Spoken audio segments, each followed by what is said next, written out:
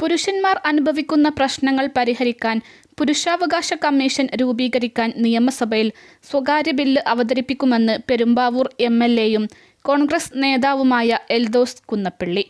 പണത്തിനായും മറ്റും സ്ത്രീകൾ വ്യാജ ലൈംഗിക ആരോപണങ്ങൾ ഉന്നയിക്കുന്നതിന് തടയിടാനാണ് ശ്രമം.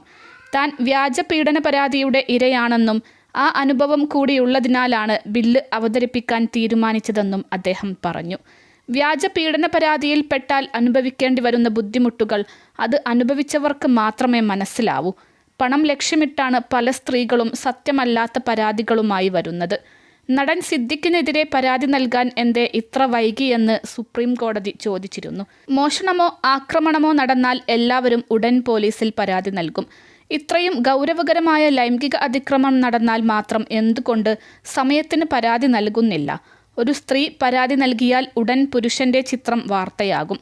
പരാതിക്കാരിയുടെ ചിത്രം കൊടുക്കുന്നില്ലെങ്കിൽ ആരോപണം തെളിയുന്നതുവരെ പുരുഷന്റെ ചിത്രം നൽകരുതെന്നും എൽദോസ് കുന്നപ്പള്ളി ആവശ്യപ്പെട്ടു.